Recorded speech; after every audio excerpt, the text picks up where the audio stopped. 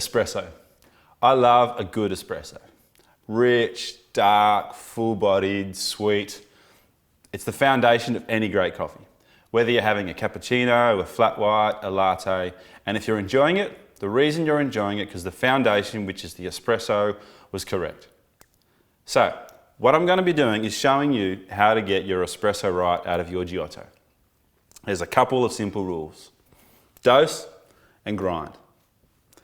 Get those two things right and the coffee will ooze out of your filter basket, out of your group handle, rich, dark and thick. What you want is your espresso to be coming out of these spouts, not gushing out fast, not dripping.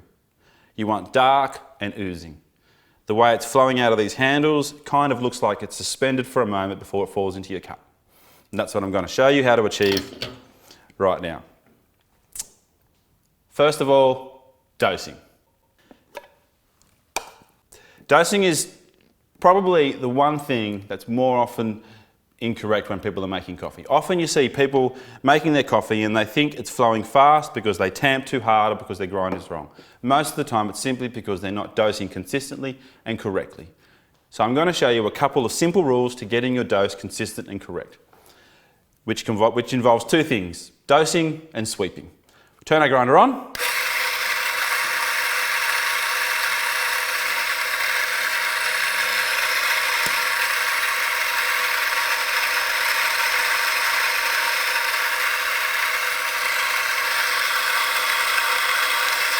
Turn it off when you've got the right amount of coffee for one double basket. Dose until there's a bit of a mound there and collapse twice. Put a bit more and collapse again. And then take either a dosing tool or you can do this with your finger, but you simply want to sweep the same amount of coffee off every single time. If you follow those simple steps, dose, collapse, sweep, and if you're consistent in your process, the same amount of coffee will be there each and every time. Tamping. Got my beautiful Barista tamper here. What you need is a tamper made in Canada with Canadian hardwood by Reg Barber. Now, what you need is quite simply a stainless steel base, 58 millimeters stainless base. There's many tampers out there ranging from $20 through to $200. The main thing is a stainless steel base with 58 millimeters. Okay, so we tamp, push our coffee down, nice and firm and flat. That's all we need to do. The reason we tamp is when the water comes out of our group head and hits our coffee, we want that water to spread over the coffee evenly and consistently and pass through our coffee so it's extracting all of the good flavors out of our coffee. Purge the group head, so run a bit of water off the group head.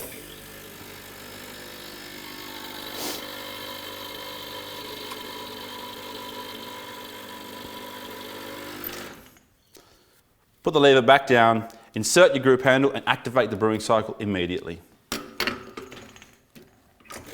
Like so. Let's watch our extraction and see what she looks like. As you can see, water came through really fast and very watery and yellow. That's not what we want. The reason for that is either two things. Your dose is wrong or your grind is wrong. The first thing we want to check is our dose. Take our group handle out, get your finger and push the puck. The spent coffee in our group handle is, we call it a puck or a cake. Now that is nice and firm, so the dose is correct. If that's really soft, you want to put a bit more in. If it's rock hard, you want to put a bit less in, but you want it to be nice and firm like that, but not rock hard. That's exactly what we want. So our dose is right. What that means is the next thing we need to do is check our grind. If the coffee's running too fast, what we need to do is go finer on the grind.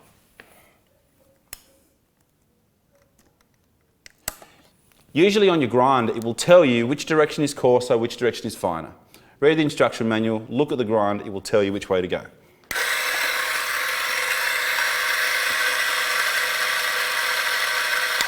Turn the grinder on for a moment and discard all the coffee. The reason we discard that is that's the previous grind setting which we don't need anymore. Turn your grinder on and dose again.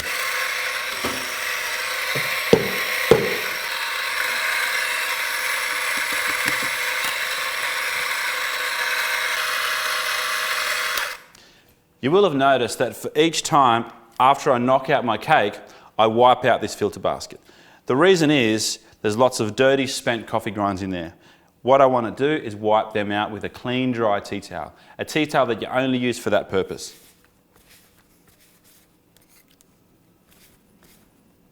Beautiful, just like that.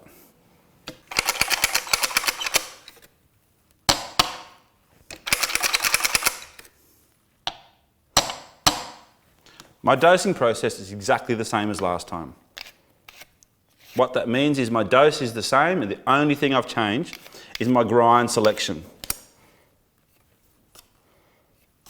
That means I can measure what I'm doing, and so I know what I've done right or wrong. Again, tamping, nice and flat, firm, don't need to strain yourself.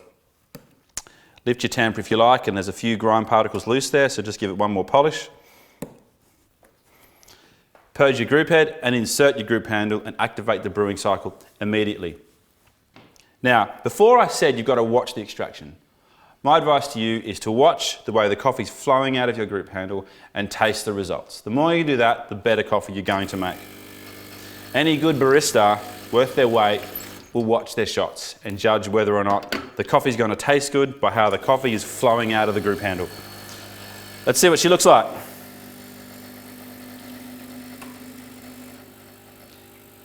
Now you can notice there that there's a little bit more oils, it's a little bit more syrupy, but it's still way too fast.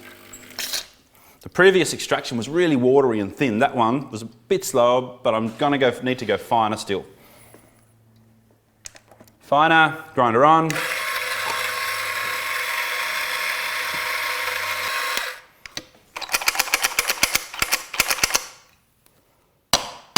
Now when you're making espresso, one thing you need to do, which you'll notice I have been doing, is wipe the rims, like so.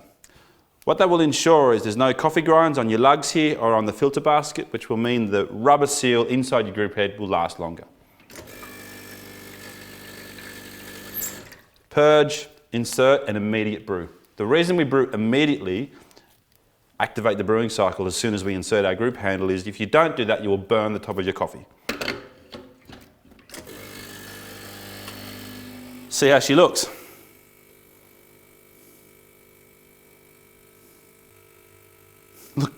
Looks like I've gone too fine.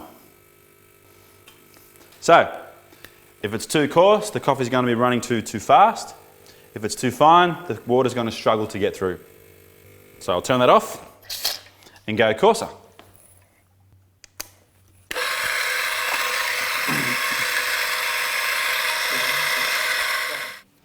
You may notice that it's taking a few goes to get this espresso right. The reason for that is it's a brand new grinder. And when you buy your new grinder, it's going to take a few goes, a bit of dosing and a bit of grinding and adjusting the grind, coarser or finer, to get that right. The first time you do it, it should take half an hour to get it right.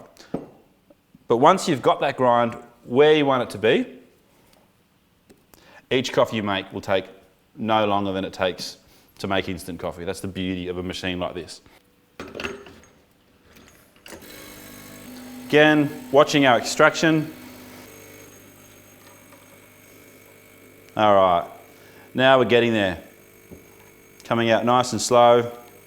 I want it to be a little bit slower still. What I've been doing is I've been going back and forth on my grind selection to try and get to the exact spot that I want to be. One thing that's happening right now is my hopper is getting a little bit empty, so I'm going to top that up just a touch.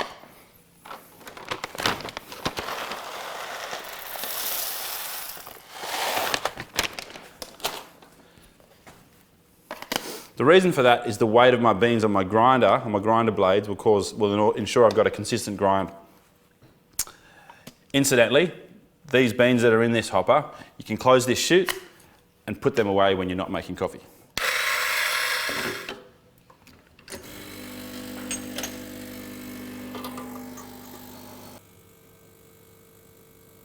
Aha! Beautiful. That's what we want our espresso to look like. Rich, dark, Stop your espresso when it's somewhere between 20 to 30 mils, depending on how you like it. The crema should have a nice dark red hazelnut colour, a bit like the colour of desert sand.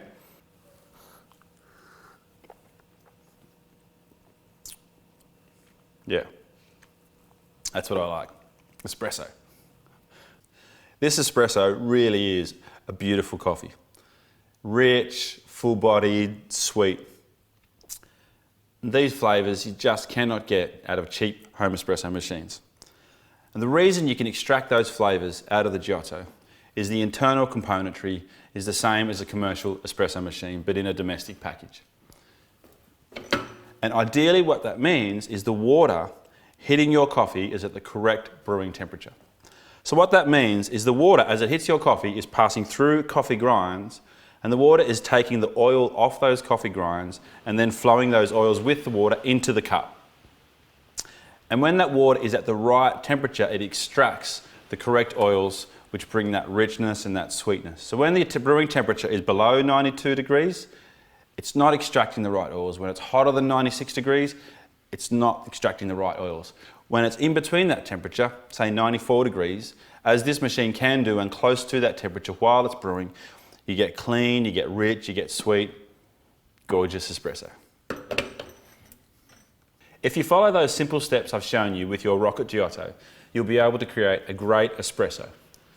That great espresso is your foundation for any of the other coffees you want to make, such as your cappuccino, flat white or latte.